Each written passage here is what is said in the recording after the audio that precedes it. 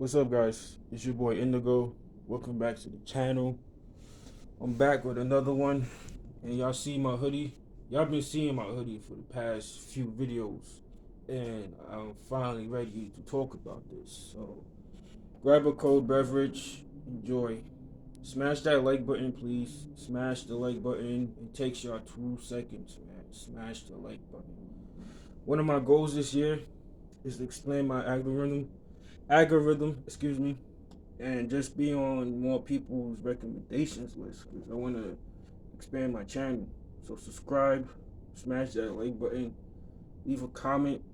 Let me know your favorite William Regal moment because I'm going to be talking about him a lot in this video. So this is version 1 of NXT, right? I've been a fan of this promotion since the exception, ever since the game show era ended and Dusty Rhodes took over the brand. He had a vision for the future, and everybody you see now that's on top in WWE, not even WWE, other promotions, because a lot of them left WWE.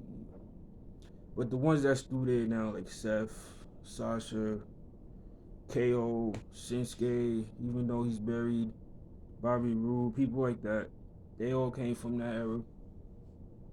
The Four Horsewomen, of course, and they Triple H took over once Dusty Rhodes passed away, and since then NXT was what AEW is right now, and that's giving the fans what they really want, not necessarily just professional wrestling, but everything else that I'm not. People compare these little kids compare AEW to the Attitude Era. That's not the case. They cosplaying the Attitude Era, if I'm being real. They are giving us what we want, which is wrestling in this current landscape, wrestling in 2022. That's what it is. And NXT was that before AEW became a thing. And we've been getting bangers every take. That's Triple H named the takeover for a reason. He was trying to monopolize the industry. At one point in time, he was real close to doing that. He was trying to expand in various countries. He already made his mark in the UK scene, but he was trying to expand in Japan, Australia, India, etc. And when AEW came in the picture, Vince turned this. Vince wanted, you know, for them to kick their ass in the ratings. This was a fake ratings war. I grew up in a time where I saw a real ratings war every week. People brag about AEW getting 1 million views. To me, that ain't shit. I used to watch wrestling where it will be 9 times, if not 10 times, that amount of people watching wrestling every week. Those were the days, and NXT was something. You know, I remember when Punk left in 2014. After that year's Rumble, I didn't really care about I didn't care about the company in general. There was nobody else that had my interest.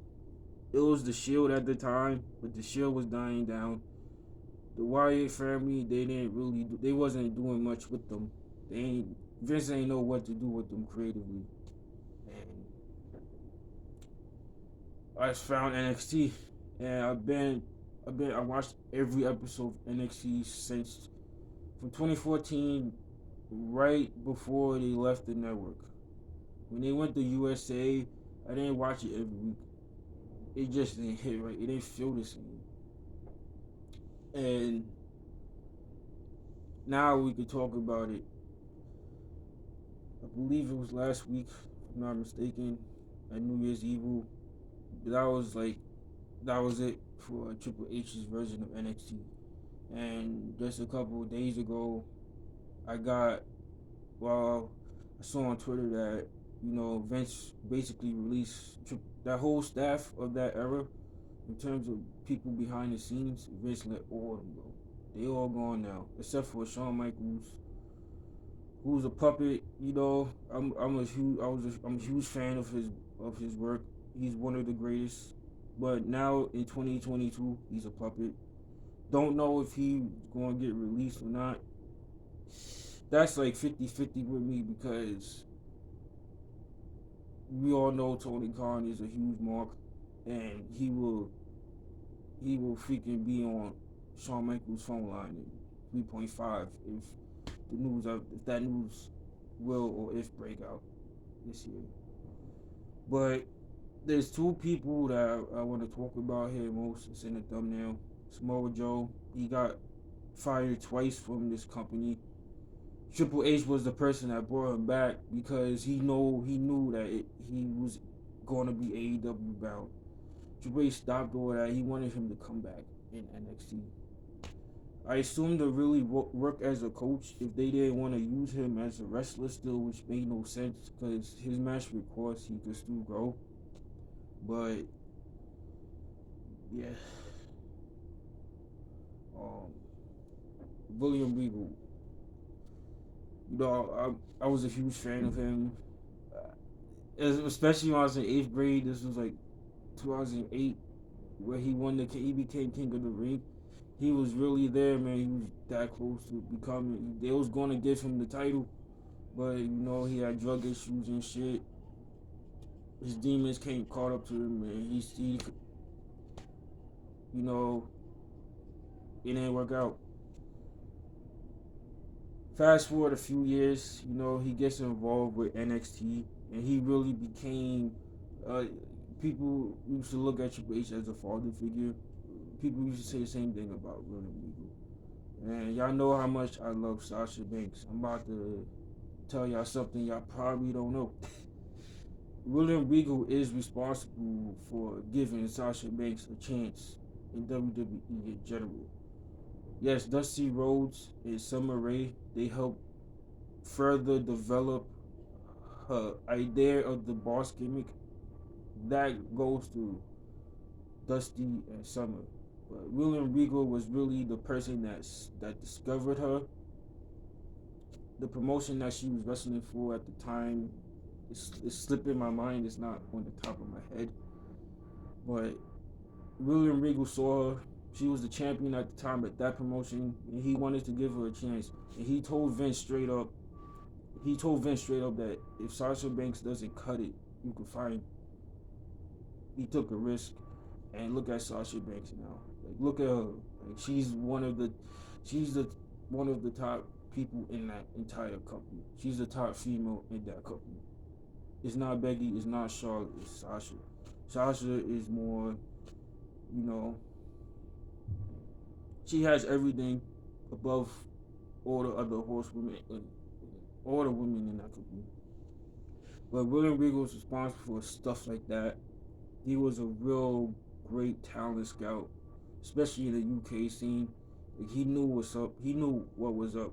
I believe he was also responsible for, you know, Pete Dunne and Mustache Mountain, like bringing them in that UK tournament. I know you guys remember that UK tournament. That was one of the best tournaments I've ever seen in my life. And Real Regal, he was responsible for a lot of those participants, particularly the names that I just named, like our guys, those 3 guys. And it's unfortunate, real unfortunate, but Will and Rico are gonna be fine. Joe will be fine as well. This is just me saying that they making the money, but in terms of talent and building stars, like, they really bankrupt. And that's all I got for y'all. Thank you for tuning in. Smash the like button. Takes y'all 2 seconds. Like, should be no excuse.